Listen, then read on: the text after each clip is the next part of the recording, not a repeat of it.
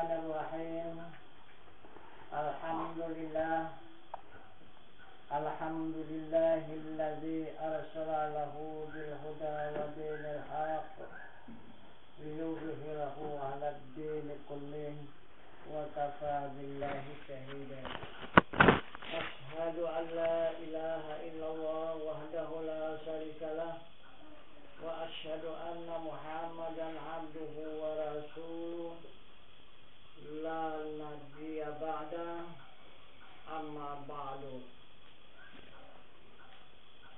Pertama-tama kita bersyukur kehadirat Allah Subhanahu wa taala beserta menyampaikan salawat dan salam atas junjungan kita Nabi Muhammad sallallahu alaihi wasallam.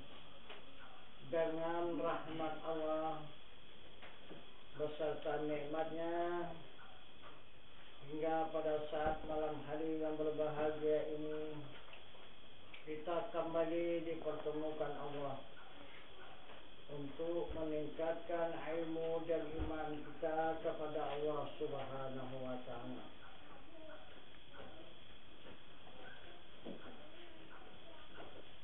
Yang mana Allah Subhanahu wa taala memberikan petunjuk kepada sekalian hamba-Nya. Dengan petunjuknya yang berbunyi, inna salata kanat 'alal mu'minina kitaban mawquta. Jadi kata Allah, salat kewajiban tanda orang yang beriman diberikan fardu berwaktu-waktu. Jadi inilah salat yang 5 waktu. Jadi salat ini adalah jalan kita kembali kepada Allah Subhanahu wa taala.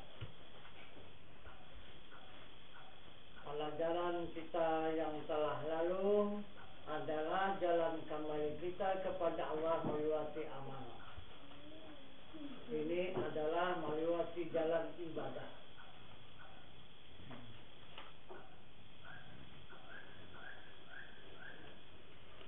Bagaimana jalannya kita kembali kepada Allah melewati ibadah?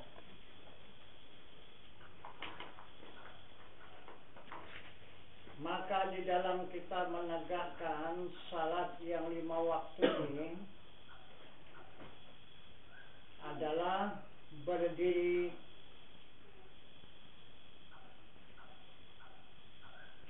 dengan Allahu Akbar, ruku dengan ucapan Allahu Akbar, sujud dengan ucapan Allahu Akbar, dan duduk dengan ucapan Allahu Akbar.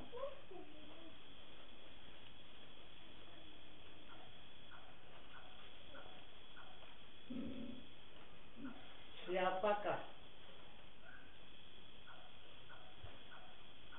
yang mengatakan berdiri, rukuk, sujud, dan duduk itu dia mengatakan Allahu Akbar.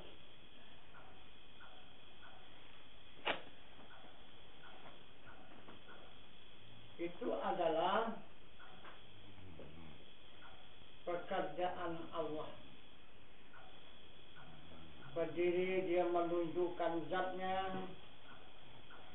ruku dia menunjukkan sifatnya, sujud menunjukkan af'alnya, dan duduk menunjukkan perbuatannya.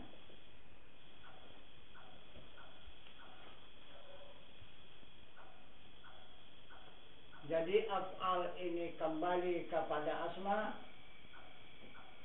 dan asma ini kembali kepada sifat, dan sifat baru menghadap kepada zat. Itu maka dikatakannya salat yang 5 waktu ini adalah tanda iman yang diwajibkan berwaktu-waktu. Ini dengan perjalanan syariat, dengan perbuatan yang zahir, itu yang dikatakan syariat. Yang dimaksud dengan syarat syariat. Jadi kenyataannya yang melakukan itu adalah tubuh.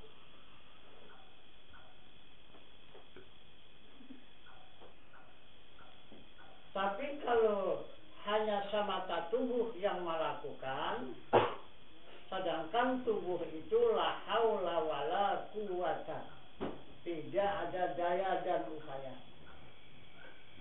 La tahrakun zarratin illa biiznillah. Tidak ada yang bergerak walau sebesar ziarah kecuali izin Allah. Itu kalau secara syariat saja. Maka syariat itu Nabi tidak memisahkan dengan hakikat. Apabila bersyariat saja, hampa, tidak ada dapat apapun yang dilakukan. Dan apabila hakikat samata, juga tidak dapat dinyatakan. Jadi batal. Apa maksud syariat dan hakikat? Nabi mengatakan di dalam sabdanya, wasyari'atu bila hakikati adilatu wal hakikati bila syariati batilah. Bersyariat tanpa hakikat hampa, berhakikat tanpa syariat batal.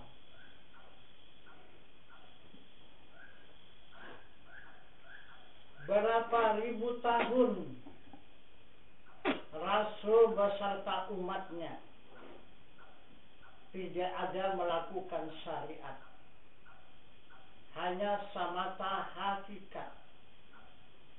Dari mulai Adam alaihi salam sampai kepada Nabi Isa alaihi salam, tidak ada syariat. Hanya hakikat dan secara batin saja. Kenyataan zahir itu tidak ada. Kemana tujuan hakikat itu? Tujuan hakikat itu adalah Nabi kita Muhammad SAW belum diturunkan ke dunia. Itu maka semua Rasul beserta umat hanya mengenal, memandang, dan mengingat semata kepada Muhammad yang belum ditunjukkan Allah di muka bumi ini. Itu maka tidak bisa ditunjukkan, karena Tuhan pun belum mempertunjukkan.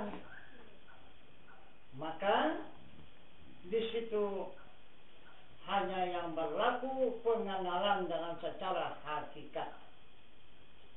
Inilah berapa banyak umat itu dari mulai Adam sampai Isa 24 Rasul. Nah itu, jadi menjadi satu umat itu berapa banyak itu? Berapa puluh ribu tahun lamanya. Hanya dengan secara hakikat saja. Karena Allah Subhanahu wa ta'ala masih mempertunjukkan Muhammad itu di surah An-Nur, Allahu nurus samawati wal ardh. Allah menerangi di langit dan di bumi. Itu kata Allah. Siapa yang ditunjuk Allah? Itulah Muhammad. Tapi belum bernama Muhammad, yang disebut dengan Ahmad. Itu. Jadi semasa Muhammad ini berada di langit dan di bumi adalah dinamakan, namanya itu adalah Ahmad.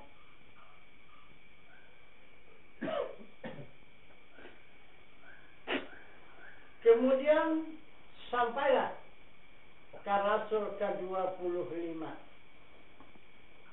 Maka turunlah Muhammad ini. Dinyatakanlah Muhammad ini di muka bumi ini. Yang beberapa puluh ribu tahun yang dikenal oleh Muhammad hanya dengan hakikat, hanya dengan batin. Tapi pada saat 12 Rabiul Awal, maka dengan nyata hamba Allah menyaksikan keberadaan Muhammad yang dihakikatkan itu nyata menjadi syariat.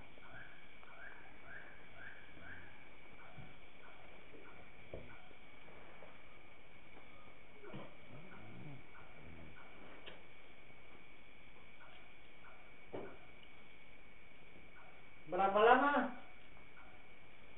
dia menyatakan dirinya dengan secara syariat? 63 tahun.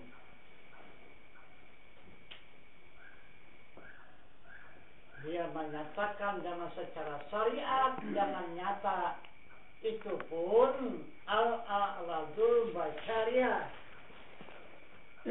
Berperangai mereka itu Rasul sebagai perangai manusia, tapi bukan manusia. Seperti sakit, makan, minum, tidur, lapar, lelah, dahaga, berbangsa, bersuku, berketurunan, hanya halus. Karena dia memberikan suri tauladan kepada hamba-hamba Allah yang mempunyai tubuh yang kasar. Jadi dia menyerupa seperti tubuh yang kasar. Tapi walaupun dia menyerupa, tapi tidak sama. Dia hanya halus. Jadi sekalian hamba Allah yang ada itu wajib berperangai sebagai perangai manusia, wajib. Kalau Rasul hanya halus, boleh jadi, boleh tidak. Karena dia masih tetap menunjukkan dirinya adalah nur. Itu maka dia tidak berbayang karena sinar matahari dan sinar lampu. Bahkan di waktu malam dia yang menerangi.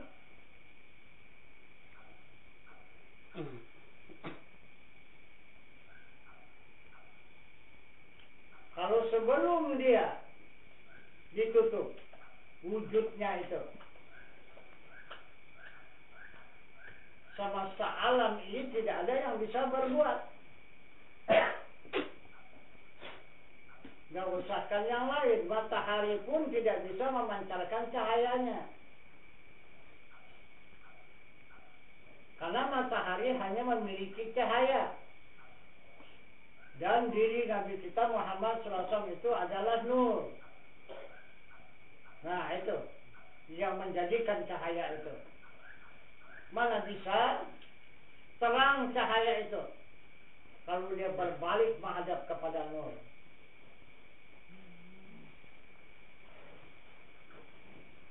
Kemudian sesudah 63 tahun dia menjadi orang syariat, walaupun dia harus, tetapi sudah nyata dengan mata kepala. Kemudian dia dikembalikan oleh Allah kepada asalnya kembali. Jadi kembalinya di mana? Maka ditunjukkan oleh Allah. Tidak lagi dikatakannya menerangi di langit dan di bumi, tetapi Allah mempertunjukkan, memperkenalkan keberadaan Nabi kita Muhammad SAW. Wa ma arsalnaka illa rahmatan lil alamin. Tidak aku utus engkau wahai Muhammad hanya menjadi rahmat semesta alam. Nah, jadi Muhammad ini sebelum lahir itu adalah Ahmad. sesudah lahir ke dunia ini maka dia bernama Muhammad. Sesudah dia dewasa dikatakan Al-Amin. Dan sesudah dia menjadi pemimpin dikatakan Mahmud, yaitu terpuji. Sekarang ini adalah menjadi rahmat semesta alam. Inilah keberadaan Nabi kita Muhammad SAW. Asalnya dia dari alam hakikat, maka menyatakan dirinya menjadi alam syariat, dan kembali dia menjadi orang hakikat. Nah, itu maka tidak dapat dipisahkan antara syariat dengan hakikat. Karena sudah dia menjadi syariat, kembali ke hakikat. Nah, jadi tidak bisa dipisahkan antara syariat dengan hakikat, antara zahirnya dengan batinnya. Nah, jadi zahirnya itu syariat dan batinnya sekarang ini adalah hakikat. Jadi adalah keberadaan Nabi kita Muhammad SAW pada sekarang ini adalah menjadi batin seluruh semesta alam. Nah, itu. Jadi orang yang tidak mempunyai ilmu hakikat itu orang yang tidak ada hubungan dengan Muhammad Rasulullah. Itu orang yang putus hubungan dengan Muhammad Rasulullah dan dengan diri Allah Subhanahu wa Ta'ala. Itu orang yang tidak berhakikat. Itu putus hubungan. Cuma hanya pengakuan lidah. Dia mengaku ada Allah, ada Muhammad, tapi batinnya dia tidak mengakui adanya Allah dan adanya Muhammad.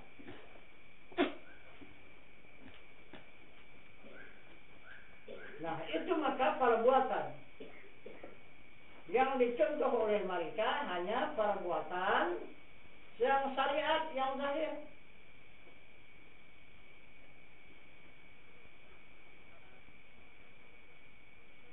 Jadi hakikat mereka tidak mau mengakui.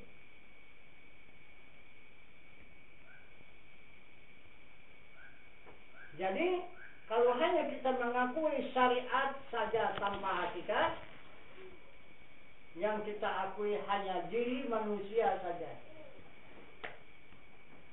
Diri manusia inilah yang ada. Diri Allah dan Rasul itu tidak ada. Ini kalau kita berpaham di syariat. Itu. Jadi Allah dan Rasul adanya dalam khayalan, tidak ada di dalam kenyataan, tidak ada di dalam keimanan, itu tidak ada. Nah, inilah yang dipetunjukkan oleh Allah Subhanahu wa Ta'ala kepada sekalian umat Muhammad sallallahu alaihi wasallam, tidak meninggalkan dan tidak memisahkan antara syariat dengan hakikat. Jadi salat dengan secara syariat inilah yang berdiri Allahu Akbar, yang ruku Allahu Akbar, yang sujud Allahu Akbar, yang duduk Allahu Akbar. Itu syariat.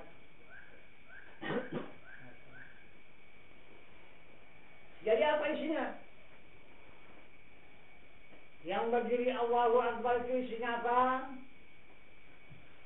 Yang ruku itu mengatakan Allahu Akbar isinya apa? Dan yang sujud itu mengatakan Allahu Akbar isinya apa? Dan yang duduk itu mengatakan Allahu Akbar isinya itu apa?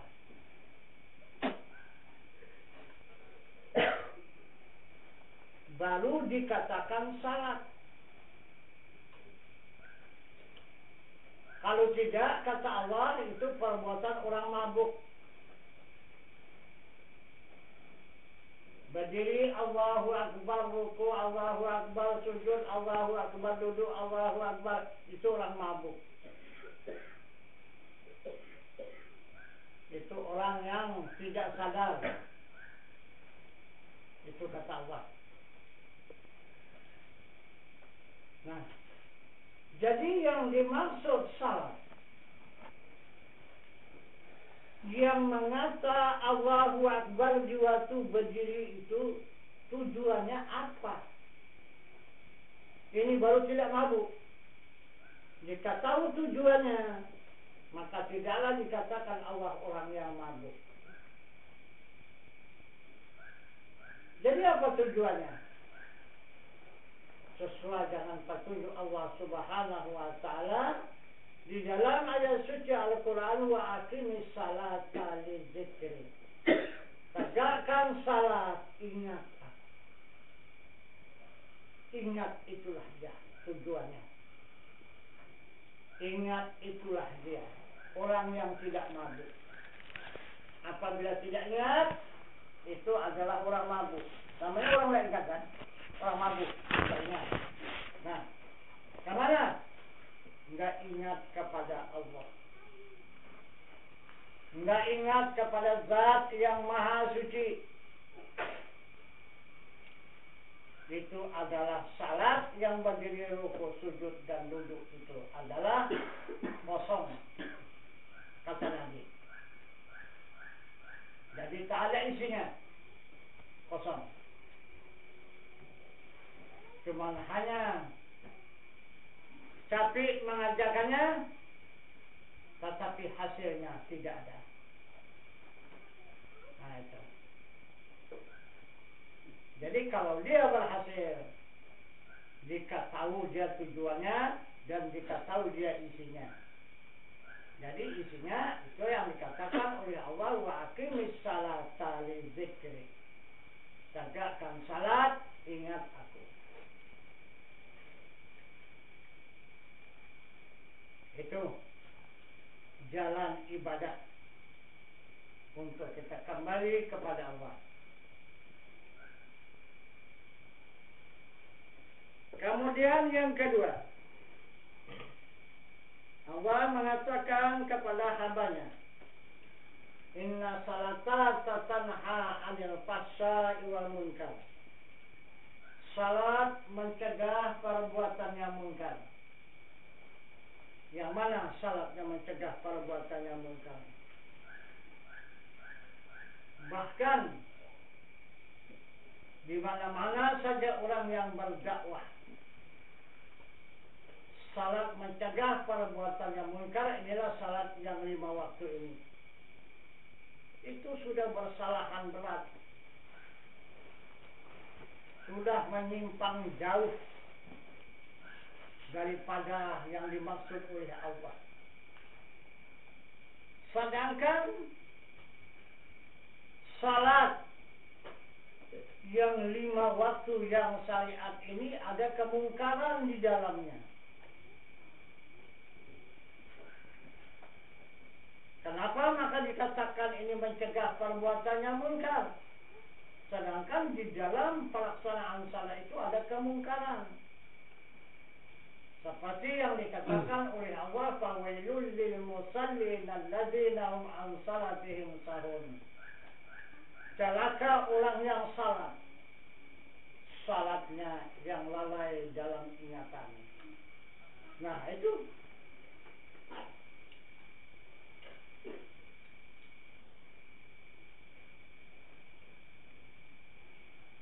yang dilarang oleh Allah.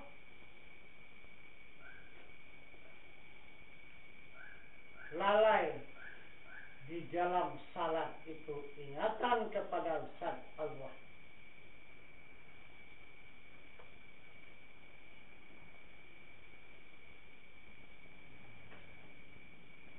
Karena Allah memanggil untuk menghadap.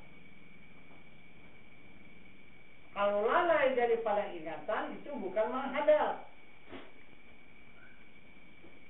itu meninggalkan namanya. Jadi menghinakan. kepada yang maha mulia dan yang maha kuasa dan yang maha pengasih dan yang maha penyayang, itu yang dihinakan. Bahkan ditinggalkan. Sedangkan kalau kita menghadap kepada Allah, yang dimaksud dengan panggilannya itu adalah di alam ma'rifat. Jadi ke alam ma'rifatlah kita menghadap. Tapi ini lari kita meninggalkan alam ma'rifat, maka kita menghadap kepada alam syariat. Berapa alam itu kita tinggalkan diri Allah itu? Apa tak ibaratnya? Nah, apa tak terjadi kemungkaran? Jadi yang dimaksud Allah mencegah perbuatan munkar ini bukan itu salahnya.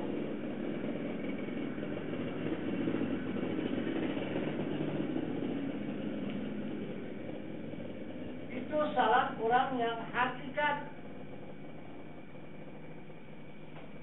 Yang mana salat orang yang hakikat? Salat orang yang hakikat sesuai dengan petunjuk Allah, fa'aina ma tuwallu fasamma wajhullah. Barang kemana hadap kamu, di sana wajah Allah. Nah, jadi itulah salatnya orang hakikat. Dia tidak melakukan berdiri, ruku, sujud, dan duduk. Orang hakikat dia salatnya hanya memandang kepada wajah Allah. Yang laisa kamitslihi syai'un wa huwas sami'ul basir. Hanya memandang kepada wajah Allah yang tidak ada seumpamanya. Oleh tiap-tiap sesuatu jua pun dia yang amat mendengar dan dia yang amat melihat. Kesana pandangannya. Jadi barang di mana saja dia berada, baik dia keadaan duduk, baik dia keadaan berdiri, baik dia keadaan berjalan, baik dia dalam keadaan berkata, baik dalam keadaan diam, tetap dia memandang kepada wajah Allah. Tetap dia melakukan salat. Tidak batal dibawanya berjalan salatnya itu. Tidak batal dibawanya makan dan minum salatnya itu. Dan tidak batal dibawanya bekerja kemana saja salatnya itu. Ini yang dimaksud oleh Allah, inna salata tanha 'anil fahsya'i wal munkar. Salat mencegah perbuatan yang munkar. Nah, jadi sudah sampai kita kepada wajah Allah. Dari af'al Allah, sekarang sudah menghadap kepada wajah Allah.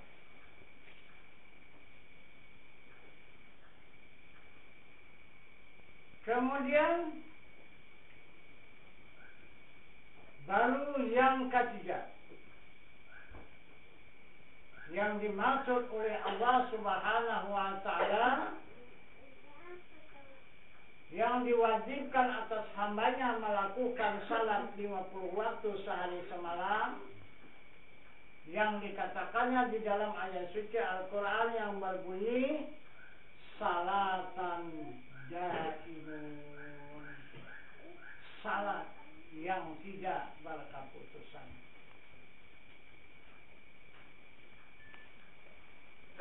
Apa pula yang dikerjakannya? Melakukan salat yang tidak berkeputusan. Juga dia tidak berdiri, tidak ruku, dan tidak sujud, dan tidak duduk, dan tidak memandang wajah Allah. Kemana? Dia senantiasa menghadap kepada zat Allah Subhanahu wa ta'ala yang maha suci. Di mana adanya zat Allah yang maha suci? wallahu muhitum fil alamin. Adanya zat Allah yang maha suci itu muhit di semesta alam. Jadi kemana saja dia berhadap, tetap dia menghadap kepada zat Allah. Menghadap kepada zat Allah inilah yang dimaksud oleh Allah salat yang tidak berkeputusan. Maka dikatakannya di dalam ayat suci Al-Quran yang berbunyi la maujudun illallah, tidak ada yang ada, kesemuanya yang ada itu adalah wujud Allah. Nah, jadi inilah jalan kita kembali kepada Allah melewati ibadah.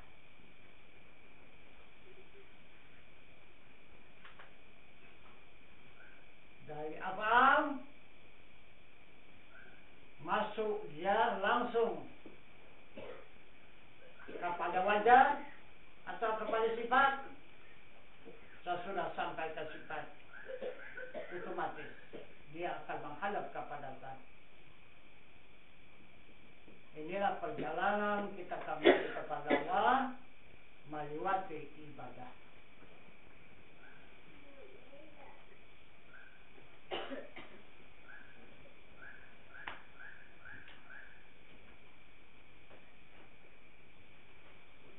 Karena kita ini pasti kembali.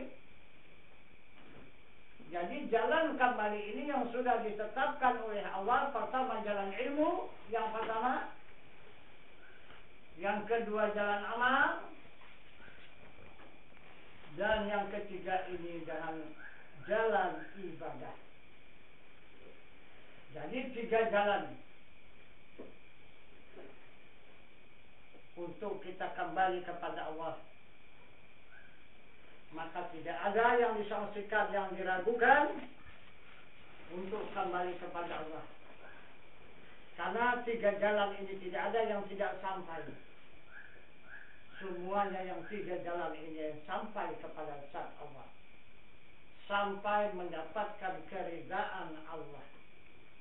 Jadi apabila sampai kepada zatnya, maka berjumpa dengan keridaan.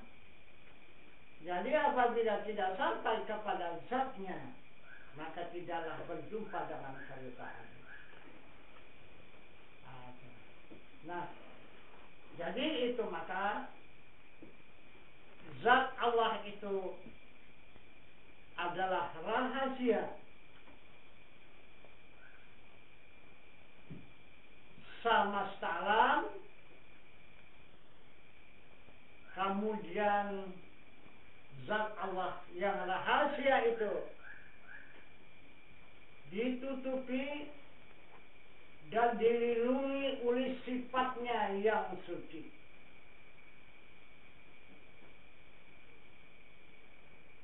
Karena dia maha suci. Zat Allah yang rahasia itu maha suci.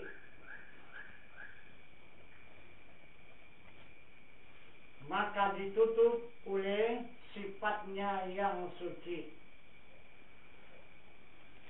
Kemudian sifatnya yang suci ini ditutup pula oleh asmanya yang maha besar.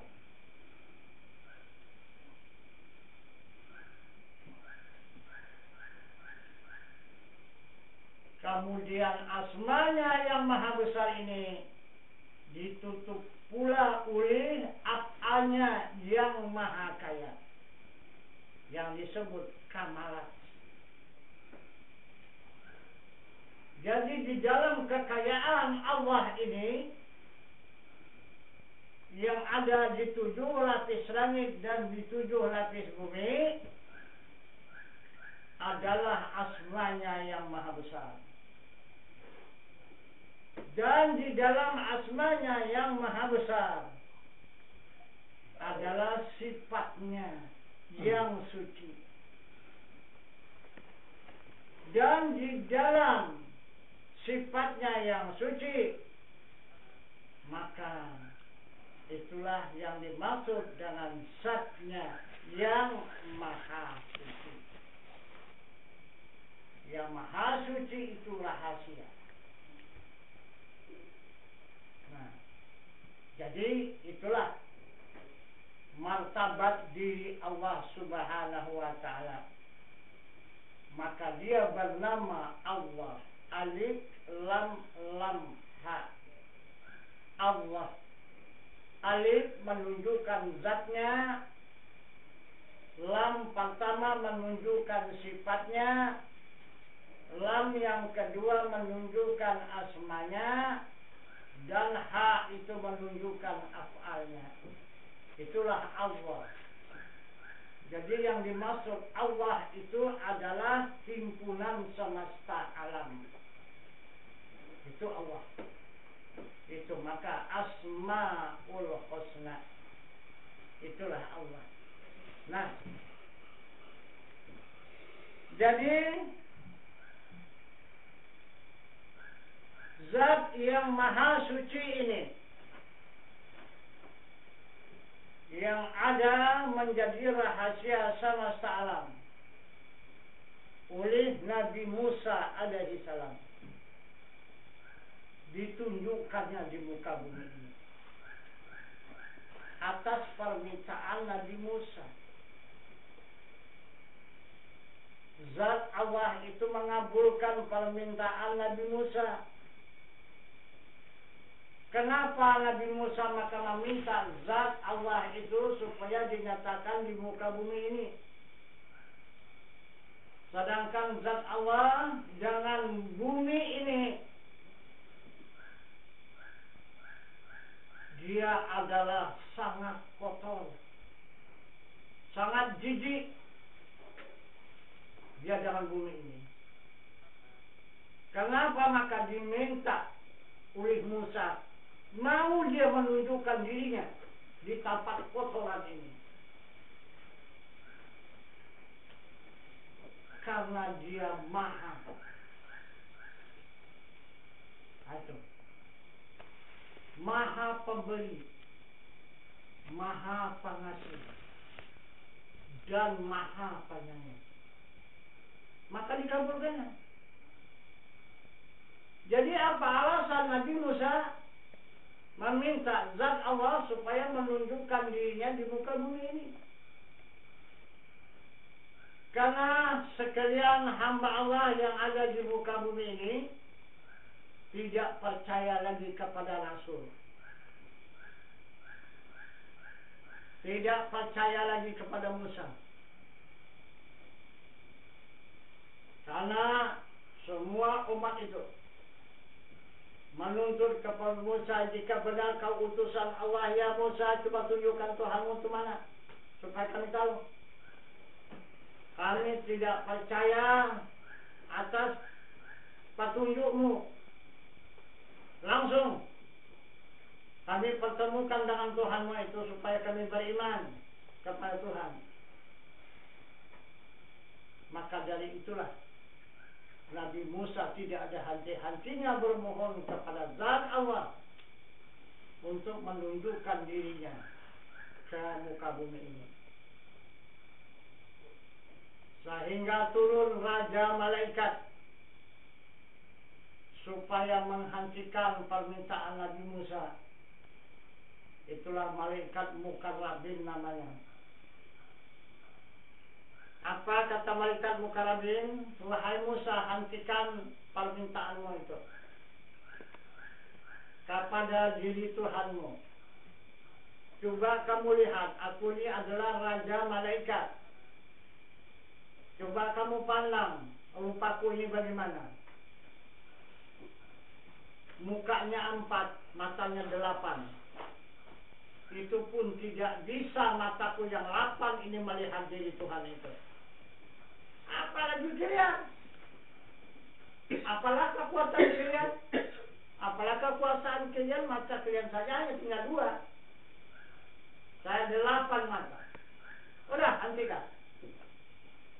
Apa kata Musa? Raja Malaikat, tugasmu apa? yang memimpin malaikat. Pulang. Laksanakan tugasmu. Jangan kamu campur tangan sini. Ini hakku, ini tugasku. Pulang. Tak bisa apa-apa Raja Malaikat. Nah, akhirnya Tuhan mempertunjukkan dirinya dengan 1 detik saja. Stop. Hadis semua jadi abu. Jadi alam semua gulung-gulung itu. Dan umat Musa semua sama Nabi Musa yang menjadi abu. Maka Allah memerintahkan kepada Jibril ditempa kembali Nabi Musa itu, dihidupkan kembali. Maka hiduplah Musa. Sesudah hidup Musa dilihatnya umatnya semua jadi abu. Maka dituntutnya pula mereka Jibril, kau jadikan semua, hidupkan semua. Jangan aku saja hidupkan, semua umatku itu hidupkan. Tak ada artinya kau menghidupkan aku kalau mereka tidak percaya kepada Tuhan. Hidupkan mereka kembali supaya mereka percaya kepada Tuhan. Udah tahu ya bukti adanya Tuhan. Maka semua dihidupkan kembali oleh malaikat Jibril. Sudah sadar mereka. Apa katanya? Musa tidak bisa diikut. Macam mana mereka Musa? Tuhan hati. Ini bukti. Semua terbakar. Jadi tidak ada yang bisa membakar selain daripada api. Mana bisa? Tuhan api. Mana bisa kita ikut? Nah, maka semuanya ingkar, tidak ada yang beriman. Usahakan bertambah iman, 1 orang pun tidak ada lagi tinggal yang beriman. Habis semua. Ingkar semuanya. Nah, itulah yang sudah terjadi sunnah terhadap kepada diri Rasul yang dipetunjukkan oleh Allah Subhanahu wa Ta'ala kepada setiap hambanya.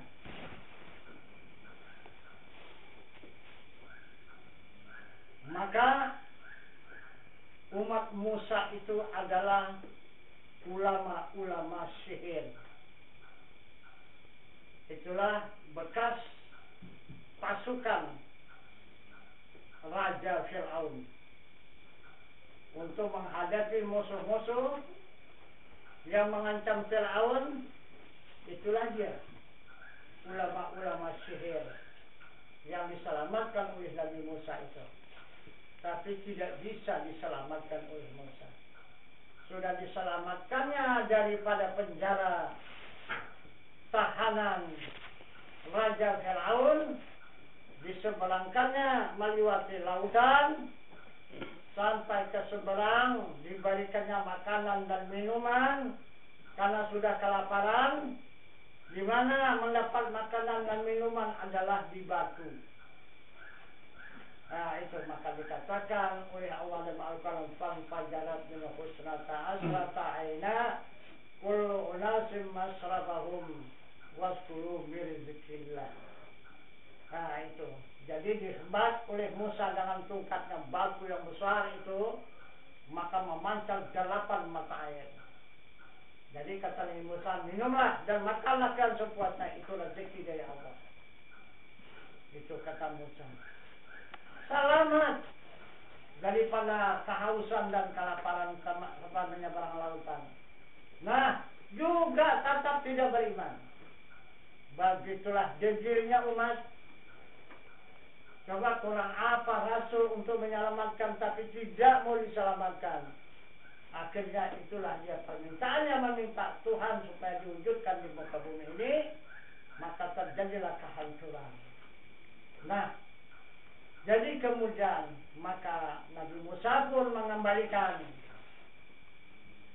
tugasnya kepada Allah Subhanahu wa Ta'ala karena dia tidak mampu menjalankan tugas kerasulan itu. Karena tidak ada orang mempercayai dia lagi. Jadi pada saat sekarang ini timbul kembali. Sekarang ini banyak kita mungkin yang belum sadar bahasa kita ini sudah masuk di zaman Nabi Musa kembali. Nah itu. Kita berada sekarang ini di zaman Nabi Musa. Nah itu. Karena Nabi kita Muhammad Sallallahu Alaihi Wasallam menjamin sampai 1400 tahun. Sesudah hijrah Nabi kita Muhammad SAW dijaminnya dunia ini terkembang 1400 tahun. Sekarang sudah berjumlah 1431 tahun.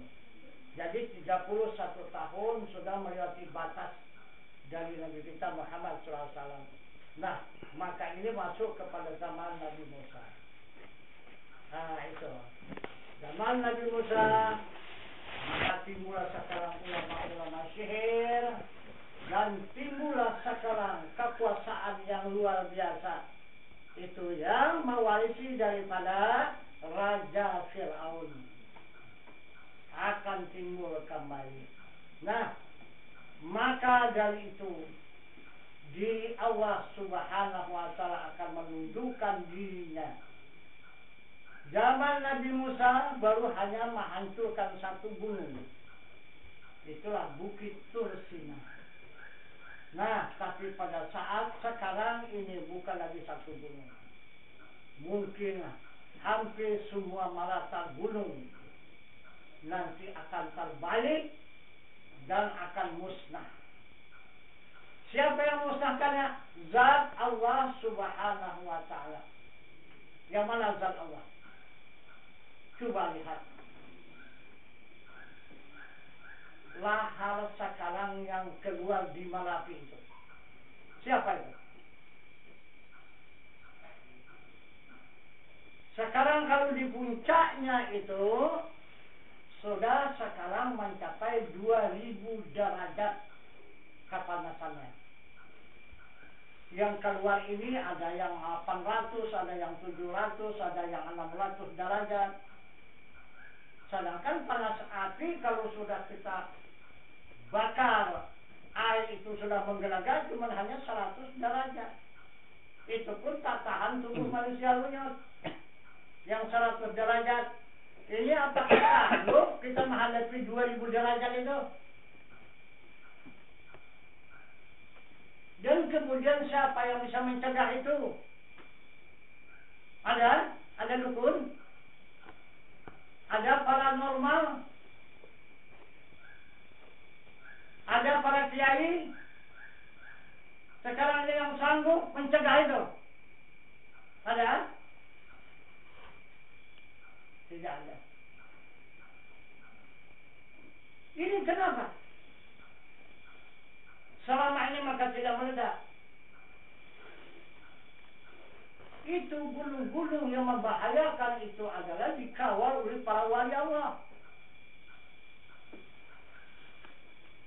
Itu maka di gunung-gunung, di gua-gua itu ada para wali Allah. Itu maka dia dilindungi oleh para wali Allah. Tidak ada mengamuk. Melihat kemurkaan hamba Allah yang ada di muka bumi ini. Ini para wali Allah sudah cabut semua. Tidak ada lagi. Nah itu. Nah. Ini. Bakal main zat itu sendiri. Karena tidak ada yang mendamaikan lagi. Tidak ada yang mendinginkan lagi. Tidak ada yang melindungi dia lagi. Maka dia akan main dengan sendirinya.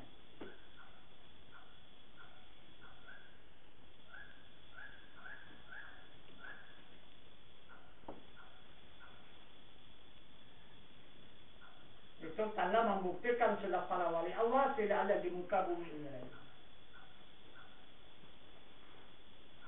Hanya tinggal sedikit pertahanan.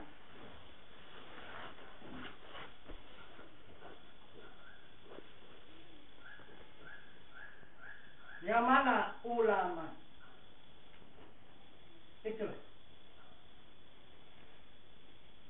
Tinggal hanya ulama.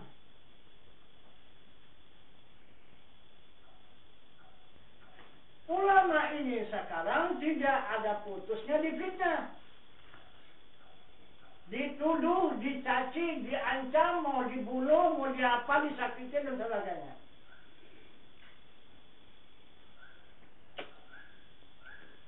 Itulah sekarang pekerjaan dan akal umat manusia pada zaman sekarang.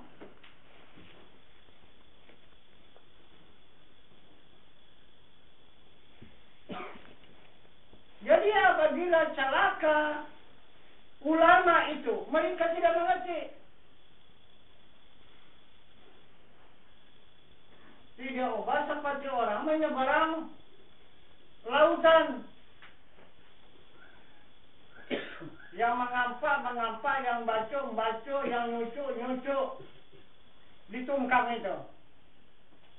Jadi supaya apa? Supaya mampu, supaya tenggelam tungkang ini. Kalau tenggelam tungkang itu dia mau kemana?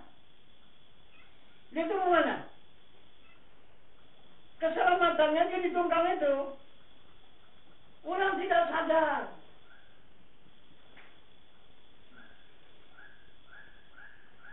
Dan ada juga yang satu iktibar lagi. Itu dalil alam, dalil jamali. Itu pohon banalu yang ada di pohon. Dia makin subur dia. Nah itu, semakin layu pohon yang di tempat dia apa itu, wah dia semakin bangga. Mati pohon tadi macam mana? Apakah dia hidup subur? Tidak, dia mati juga. Nah itu.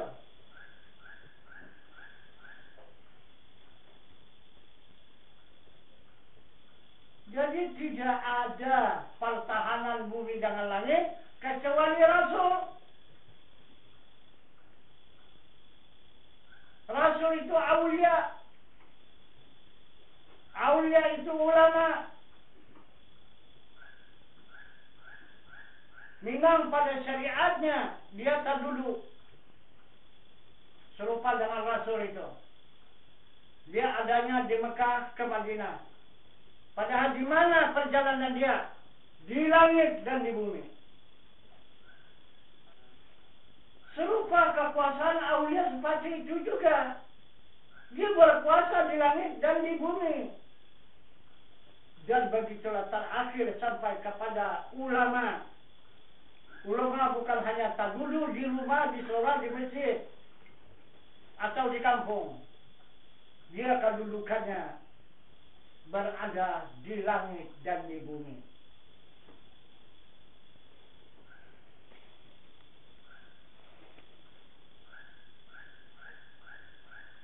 Tapi banyak yang tidak mengenal, yang tidak mengetahui. Orang langit ada di bumi. Nah, itu yang diiktibarkan, apa namanya itu? Di dalam film-film itu, apa namanya? Film terbang, ya. Nah, itu kan hayalan itu. Film terbang itu kan hayalan itu. Ini mengambil cerita ini. Nah, tapi dia tidak dapat wujudnya, maka dihayalkannya. Nah, bisa dibikinnya. Satu contoh dan sini. Tapi coba nyatakan, mana tahu dia menyatakannya itu? Apa dia orangnya? Nggak ada. Cuma hanya hayalan itu. Tapi di agama punya kenyataan. Nah, dikatakan di contoh film terbang, apa film terbang itu adalah orang langit berada di bumi. Siapa itu? Orang langit berada di bumi. Nah, itu mau dicelakakan, habislah bumi ini akan tenggelam.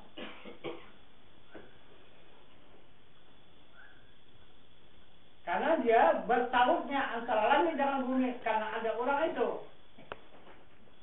Nah itu yang dikatakan oleh Allah di surat An-Nur ayat 1 tadi yang berbunyi Allahu nur sama wal ard. Allah menerangi di langit dan di bumi. Nah, itulah yang dinyatakan Allah menjadi Rasulullah, pemimpin di muka bumi ini, memimpin para nabi-nabi yang berjumlah seperti 2,400,000 nabi. Kemudian baru diturunkan lagi derajatnya yaitu nabi itu menjadi aulia dan rasul itu menjadi karamah. Nah, kemudian diturunkan lagi derajatnya.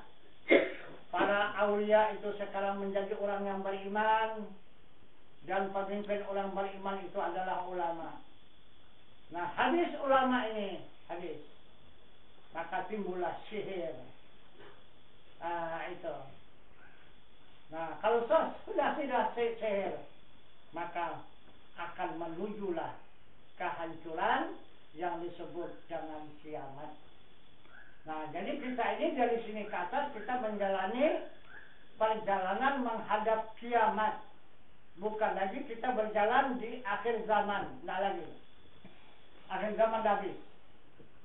Nah, jadi perjalanan kita sekarang hidup di muka bumi ini menuju jalan kiamat. Itu maka sekarang manusia aneh-aneh. Nah, itu aneh-aneh akalnya, perbuatannya itu. Nah, gitu. Kadang-kadang kita sangka orang beragama rupanya lebih jahat daripada orang yang jahat. Nah, kita anggap orang itu adalah beriman, rupanya lebih jahat daripada orang yang tidak beriman. Begitulah sekarang ini. Nah, jadi inilah tambah pengajian kita pada malam ini untuk menambah ilmu dan iman kita kepada Allah Subhanahu wa Ta'ala. Jangan jalan kita menggali dan mengulangi kembali perjalanan kembali kepada Allah Subhanahu wa Ta'ala mulai ibadah. Ya, mudah-mudahan kita akan mendapatkan jalan keselamatan dan kebahagiaan kepada Allah. Karena 3 jalan sudah dapat kita berangsur-angsur untuk menjalani. Pertama jalan ilmu, kedua jalan amal, dan ketiga jalan ibadah. Nah, saya rasa jalan lain sudah tidak ada lagi tuh. Hanya 3 itu jalan untuk kepada Allah.